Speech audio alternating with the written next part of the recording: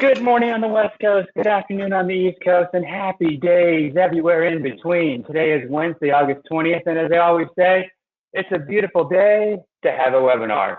I'm John Yarrington, CEO of the Performance Marketing Institute, a 501c6 not-for-profit trade association dedicated to protecting, promoting, and advancing the direct-to-consumer and performance-driven marketing industries. And on behalf of the entire PDMI family, it's my pleasure to welcome you back to the United Fun-filled and exciting episode of the PDMI Take 20.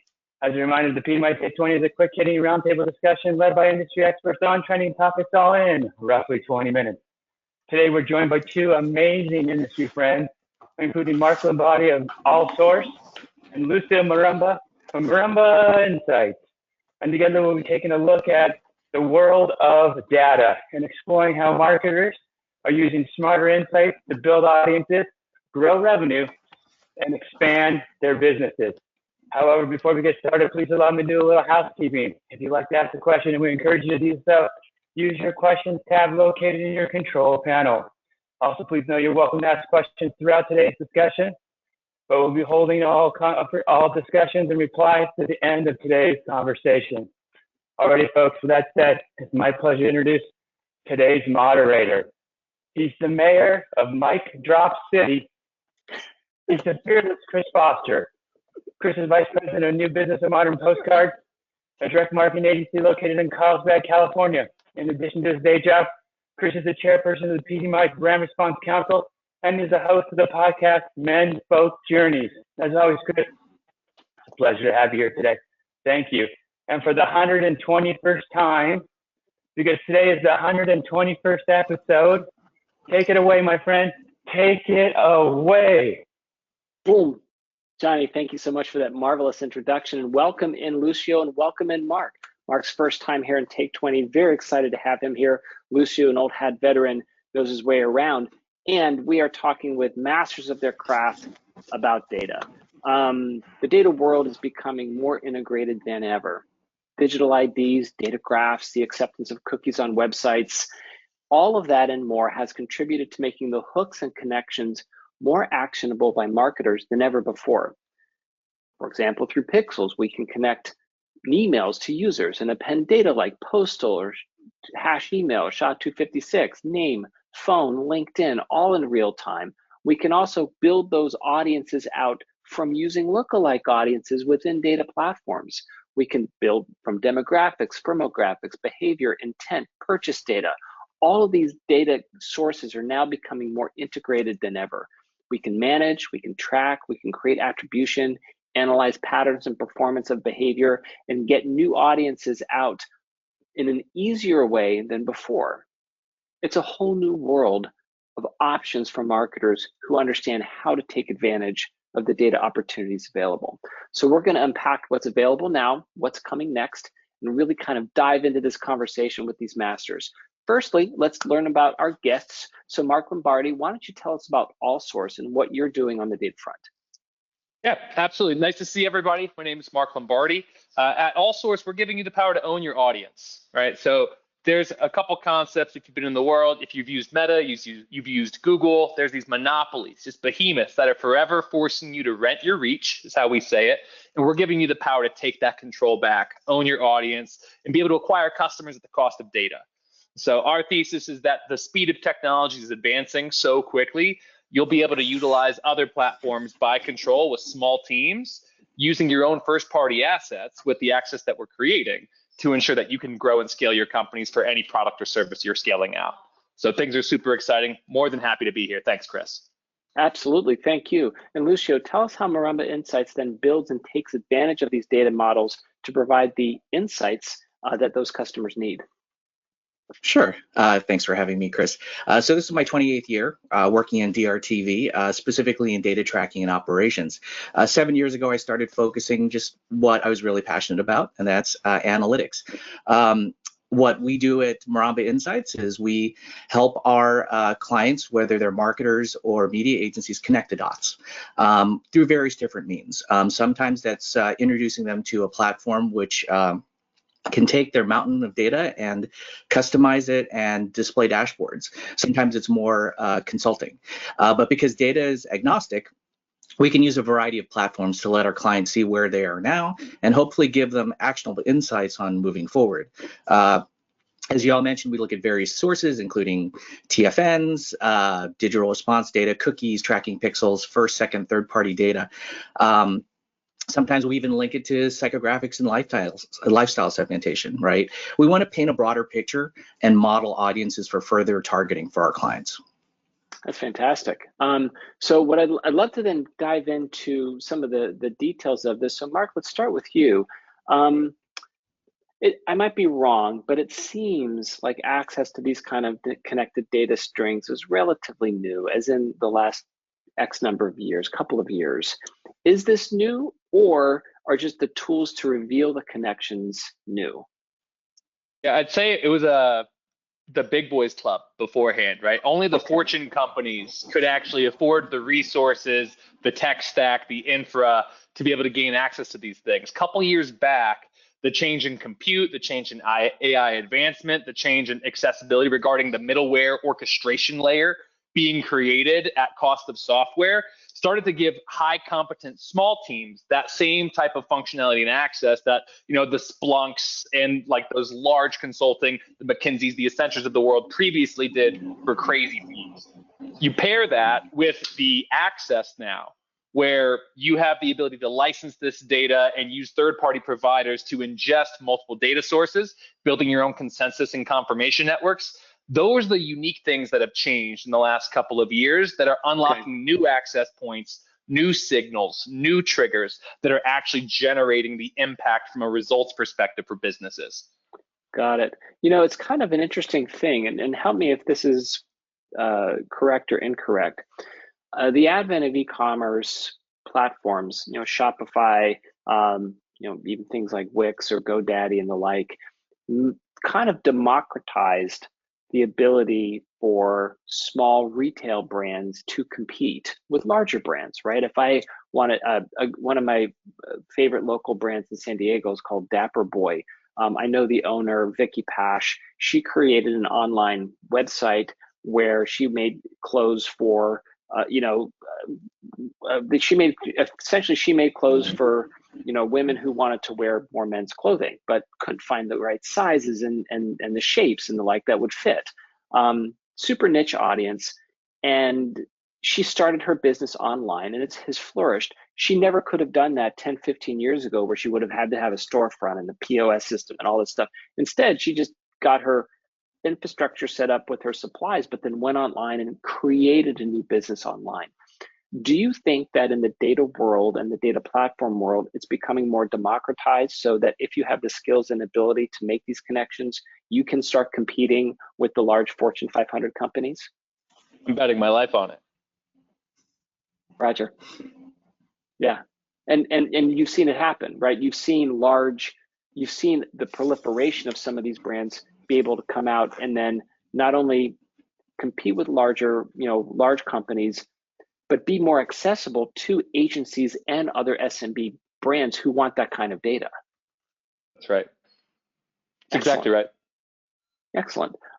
So speaking of working with brands, Lucio, you have to work with brands, right? You work with marketers, you work with CMOs, you work with the folks who are in it, and you've got a lot of opportunity to show them what the data is like. But what kind of education do you have to give them when it comes to managing or analyzing, using attribution reports? How can you help them make the most of the data? It's a great question. It's something that I think we've all been dealing with for a while, right? Whenever you're working with a client and they have varying degrees of education or skill, right? When it comes to data or even technology in general. What I find is that often our clients are already sitting on a mountain of response data, right? Particularly in the DR space, right? We're very, very niche. We have that quick call to action, and we can typically collect data within a 24-hour, certainly within 24-hour time period, if not sooner, right? So there's an urgency. So often what I start off with a client when it comes to educating them is sitting down and saying, what data flows do you have already, right? Before we reinvent the wheel, right? Let's figure out what you have already. Oftentimes what happens is our clients either don't have the time or the expertise to sift through their data. They don't want to sit there and think about deduplication or figuring out, how do I parse through this data so that I get down to the relevant sources, or even tag it back to, what drove that response, right? So we always start with an inventory and a discovery of what they already collect. From there, we can start building, right? Where are our blind spots? What other avenues can we pursue to collect more data, whether that comes from, modeling or purchasing other data flows, or whether that's just taking the data that's siloed and actually starting to blend it, right?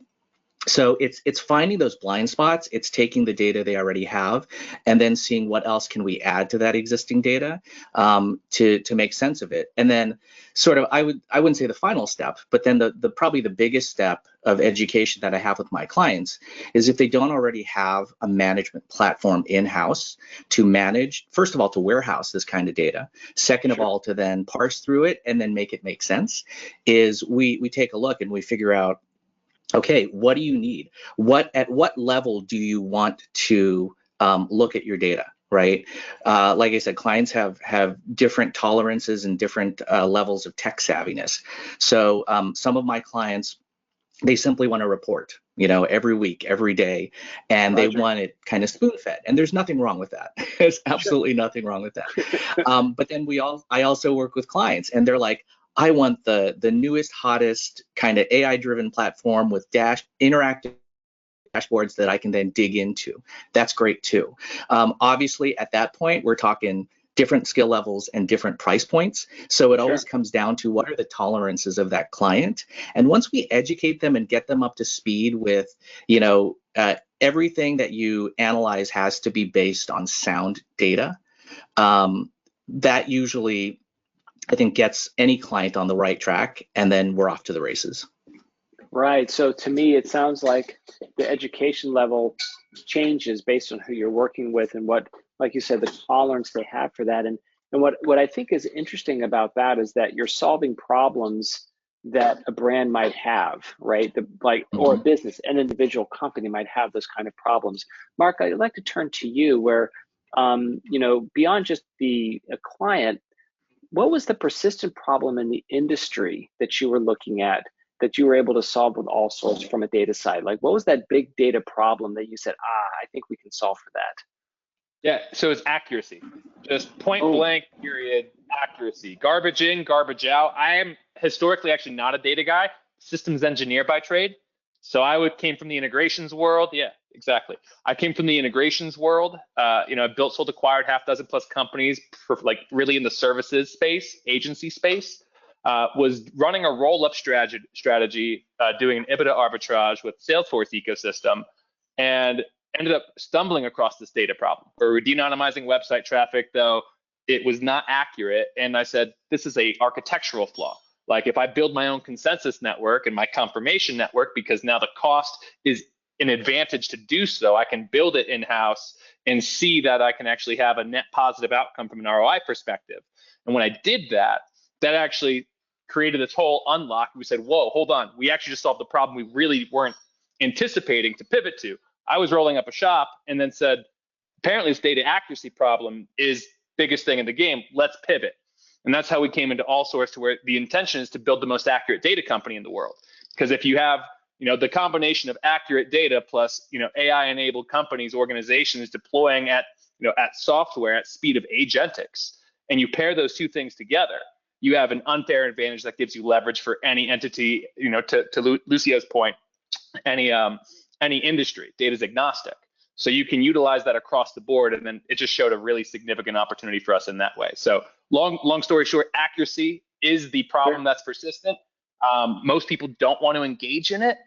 Everyone wants to hide around it. Most vendor providers are like reselling the same files and like, hey, just look at this thing over here. No one takes accountability for it, which pissed me off. And so everything that we do is intentional to being able to say, can we build the most accurate data company? Because if we solve that problem, everything else becomes very clear.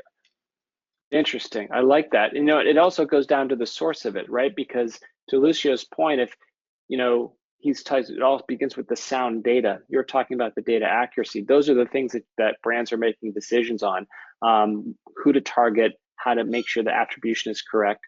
So that actually is the key to all of it. So when it comes to attribution, I want to touch on that, Lucio. You've got all this data, right? And part of your job is turning the data into information and a storyline to help a brand make decisions. So how do you go about telling a story from the data versus just reporting numbers? What's your process for doing that? Well, first of all, I mean, I couldn't agree with Mark more. The accuracy, that's the biggest battle, to be honest with you, whenever you're talking about data, is before you even think about analyzing it, you got to make sure that it's accurate, right? Garbage in, garbage out.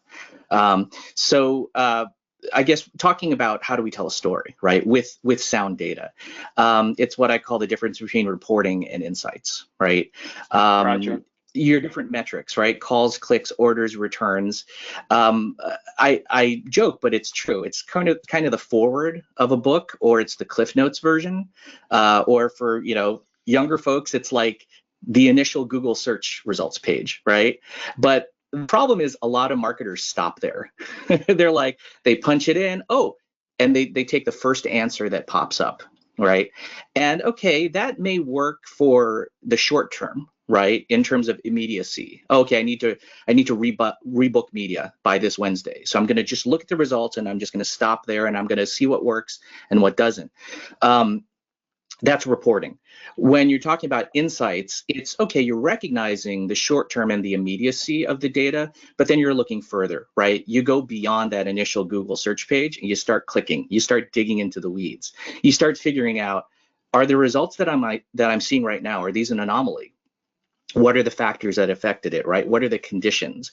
And you can figure that out using various different data sources, right? If it's a great result, how can we validate it, replicate it, and replicate the conditions, right? That's the next stage, right? How do we replicate the conditions that led to that fantastic result and apply an appropriate attribution model to not just source it back, but also figure out, well, what were the driving factors, right? What was it? Was it a news cycle? Was it seasonal? What was it? So you're starting to look beyond that initial search page, right? And figuring out what the drivers were.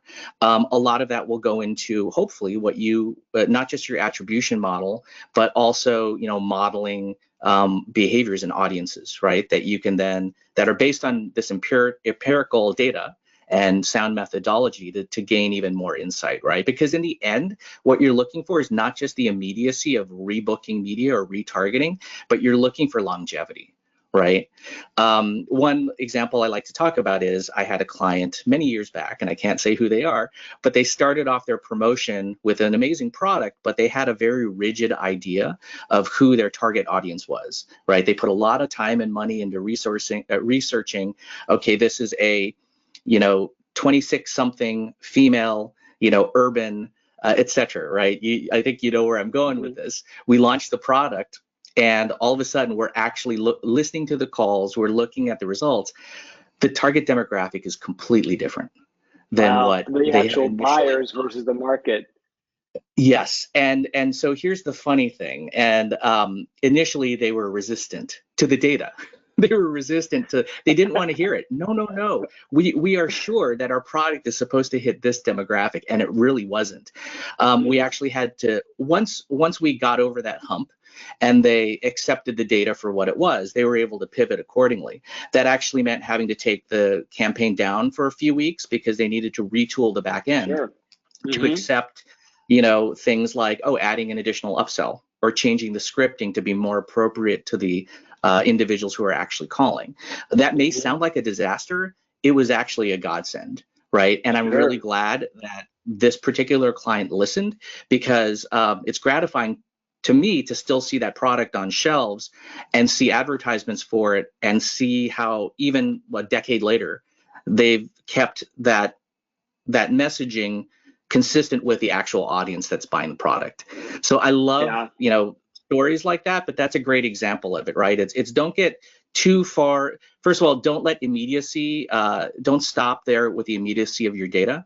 Look under the hood, figure out what drove that, and then don't be afraid to pivot if that changes over time, because that's how you're going to get that longevity. Absolutely. I love that idea of short-term versus longevity, and the data telling you, lessons that, and showing you that your preconceived notions should be challenged, but is challenged with the data and with what actually exists, right? It's scientific. That's actually how the world progresses. I think that's terrific. So I'm going to have a final question for both of you, because we're already almost at 11:25. And Mark, we'll start with you. What do you think is going to be the most important next level changes when it comes to data collection, management, and attribution? Like, what's happening next? So there's two things. One is the elephant that you have to address, which is regulation. So regarding like governance and regulation, I can do a bunch of incredible things, whether that's legal or not, and whether that's permissed, and like you can scale that up to enterprise companies. If you're HIPAA compliant, you're going to healthcare. We do a lot of medical type work again. So the regulations that you're held accountable to, that dictates what is possible technically. Take regulation aside, it's going to be the leverage around AI. And so the hot take is that people, to Lucio's point, they don't know the value of their data. They don't have access to it. They don't have visibility to it. And data inherently is going to be the thing that creates the exponential difference in value for organizations the next 2 to 5 years. So your AI will be built off of your first party data. If you architect and structure it correctly, that is your unfair competitive advantage. And right now it is underpriced as an asset. So that, hot take, that is exactly where it goes in terms of like, what's the one thing? Awesome, I love it. Lucio, what do you got? Totally agree. First party data is going to continue to be the gold standard. It's all about that opt-in. It steers clear of, the ever-changing regulatory privacy landscape. And marketers need to continue to offer compelling content to engender trust, goodwill, so customers will continue to voluntarily give up their information, sign up for those newsletters, continually opt in, so that they are the ones painting their own picture of who they are. We're not making guesses.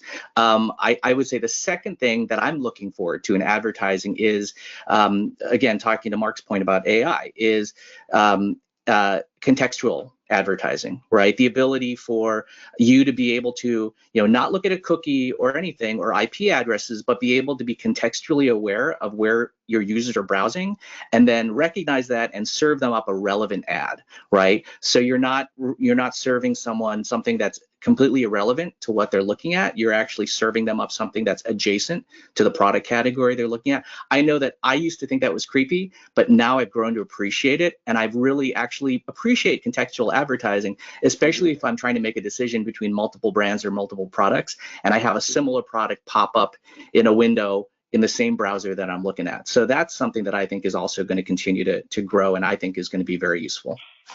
Yeah, no, I love that. That's a fantastic answer. And the challenge I think that brands have is that if you have a certain product, guarantee you have a competitor of that product, right? There's no one has a silver bullet, unicorn product. As soon as something comes up, there are others around it. For example, just recently, not relatively recently in my lifetime, I should say, there were very few men's grooming products.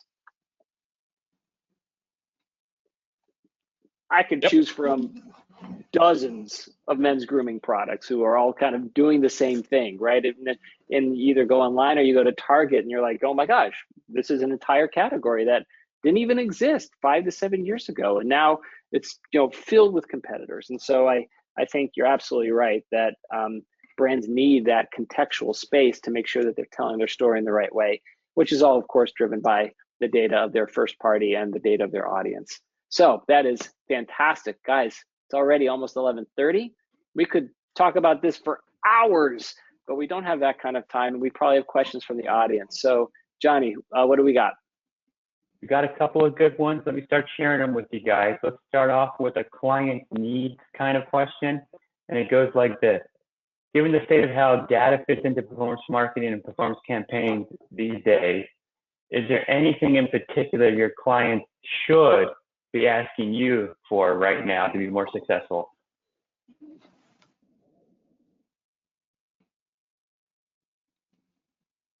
Is there something that your clients aren't doing that they should be doing? Or for all the people in the audience today, is there something they should be asking their service providers to help them with? Like there's one thing that will make their campaigns more successful. What should they be asking for? I'll jump in here, and this is really old school, but I will say, who is my point of contact at your company that is willing to take on the responsibility and put in the time to understand, right, the connective tissue? I get clients all the time who want to buy the Formula One race car, but they don't have a driver. Right, and they expect to buy the car, and then all of a sudden they're going to win a Grand Prix, right? It sounds very simplistic, but it happens a lot. So I would say, making sure that they don't just devote the money towards bringing in a consultant and a platform, but they also devote that time to the soft skills, to either people within their office or someone who can then be that point of contact that's actually going to make that technology work. I think most of the time that's where I see the failure point with agencies, right, is they invest in the technology but not in the people who are going to actually manage it. Oh, that's great. Yeah, that's great feedback, Luce. Personnel is everything. Amen. Yeah, I'd say Lucio's point is exactly right. And to say it somewhat differently, it's just speed to adoption. So what do they need to be doing that they're not? They're not adopting things at the speed in which they need. They're accepting prior standards of what was acceptable in 2010, 2005. Like, it's not the same time. And so if you're not, actively reinvesting, you're going to get smoked. And that comes back to having POCs internally where you're actually using the tech. You understand how to have iteration cycles. You understand was it successful or not. And you're not living into the sunk cost fallacy. It's like, oh, I made this bet. I spent that money. I signed that contract. If it doesn't work, you got to move, because if you're not, your competitor is. Interesting. Great feedback, guys. Thank you so much. Let's move to a performance tracking style question. What are some of the key metrics and behavioral patterns that you may be analyzing out there to better understand customer journeys and campaign performance overall? Nice. I'm super biased here. So I've made a real business around website de-anonymization because I solved that problem around accuracy. One of the go-to lines when I talk about it, I'm like, hey, someone doesn't trip, fall, land on your website. So if they're there for a reason. Let's see if you can activate that. To the same time, doesn't mean that everyone there is a buyer. So you can't treat them like, hey, I saw you on my website. Like, it's not as creepy as it used to be. Like back when Snowden told us that, hey, everyone's looking at everything you're doing. It was creepy back then. To Lucio's point, people get it these days. We actually appreciate contextualization. Though website de-anonymization, really high value trigger. The non-public attributes that you have access to around financial indicators, voting propensity, job title regarding what industries people are in, that gives additional contextualization to the type of messaging you can engage in. And that messaging from a progressive profiling side is the differentiator between being able to give someone the message they need to get them to convert based on what trigger, what lead scoring signal went off to have your team engage with them. So that's what I would say. Totally agree with that, Mark. The only thing I would add is that in addition to that, right, is making sure that you are tracking your customer through the entire life cycle, right? Those customers that actually convert are gold. And oftentimes marketers will say, great, one and done, right? Not, okay, great. How can I retarget them? What can I do in my campaign or in my interaction with them to turn them into a repeat customer if it's that type of product or service? And that's not only going to help you with the initial sale and then return sales, but it's also going to help you iterate your product and also help you sort of figure out how do you get longevity out of this particular product or service. You're already sitting on your mountain of data, particularly from your customers who've already converted. They're dying to tell you who they are and why they like your product. So you got to listen to them, and then you got to find a way to warehouse and keep that data so that you can track them, not just from the first point of sale, but a couple months down the line, a year later, because that data is going to help you with your targeting models and with your attribution. I love that. I love that idea too, Lucio, because what you're talking about is not just looking at lifetime value as a number, but you're looking at lifetime value as a behavior. Like, what do they do over the course of X number of weeks or months or years that you can then plot out your ideal customer, not just your ideal customer profile, but your ideal customer journey to figure out where and when to cross-sell and upsell based on what they've done in the past. That's fantastic. You guys are doing fantastic. It's we each had 2 at bats. You got 2 big hits. let's put you at the plate one more time and see what goes on here. This is a business growth style question. Are you seeing the use of smart data directly influencing key business goals like revenue growth, customer retention, and long-term brand expansion? If yes, can you talk a little bit about that? Yeah, by a lot for sure. I mean, we call them smart audiences internally. There's a handful of playbooks that we use in the GTM side, meaning go-to-market. When you have the first-party data access, you build conversion lookalikes. So we identify on the back end all the attributes like that these people have in common on a consumer level, and we go find everyone else in the United States that looks like them. And that's just one of the easiest things you can do if you're doing email, SMS, voice, you have a real sales team, you're doing ABM efforts. If you're running paid, it's interesting because the monopoly that is like Meta, Google, they take different control over that. So what we've seen successful there is you actually build a master suppression list instead. So you find all the customers that failed or didn't convert. What did they have in common? You build that audience as large as you can and you remove them so none of them get ads. And that leaves you with, those companies, AI platforms that are going to go find your actual customers because they don't listen to the targeting, details that we give them anyways. So those two things, super high value. So everything just comes back to the signals that are going to push conversion. And regarding the KPIs, if you're not seeing, if you're spending ads and you're not getting ROAS, get out. If you're deploying marketing dollars, sales team dollars, revenue team dollars, and you don't see the ROI, and you're not at least at a 3X, get out of that motion. So those are like, the brass tacks. That's awesome. Luke, do you want to add to that? Agree with absolutely everything Mark said. It's a lot easier nowadays to be able to start modeling without having to. Gone are the days when a client was like, I'm going to spend $10,000 a week for the next 4 weeks and just let it go, and we'll see what the results are, right? You can do that with a quarter of the money, and then be able to, model your audience based on that response, assuming you have a large enough sample, right? And the data is accurate. You don't have to iterate so much and throw cash around blindly anymore. You can utilize a technology that's available to take a smaller sample group, but with more robust information, right? And iterate better in a virtual space, and then put your product back out there, and hopefully, if you do it right, with more success. Fantastic. That's great advice. All right, I'm going to come back in and join you guys here. Phenomenal session, Mark, Lucio, Chris. What a great conversation today. Thank you.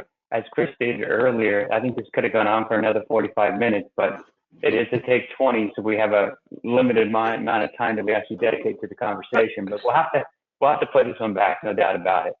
That's right. Well, folks, I hope you enjoyed our conversation as much as I did today. Before we close out, I'd like to take a moment to invite you to join us for our next episode of PDMI Take 20, hosted Wednesday, September 3rd at 11 a.m. Pacific, 2 p.m. Eastern. I'd also like to remind you that PDMI's fall conference, that's right, we're now talking about the fall conference, PDMI West, is scheduled October 6th through 8th in San Diego at the Intercontinental Hotel. I know it feels like it's midsummer, but it will be October in a blink of an eye. And I can't wait to give you high fives and hugs down in San Diego when I see you. Currently, batch holders can save $200 per night when using the PDMI West group link. That group link is active through August 29th. So if you haven't got your rooms and your badges, now's the time to do it. To get your badge, please visit thepdmi.com. That's thepdmi.com. And then finally, I want to leave you with one last thought. Class, folks, is in session. I'd like to encourage each and every one of you to check out our all-new PDMI University with 10 powerful courses. This online and on-demand program is designed to elevate your game. And we actually have 2 university instructors here on this call, in Lucio and Chris. Thank you both very much. So you guys get to hear more. If you like what they did here today, you get to learn more about what they do on a daily basis in the university. So check it out. Thanks again, everyone. Appreciate you joining us, and we'll see you next time. Make it a great day. Thank you.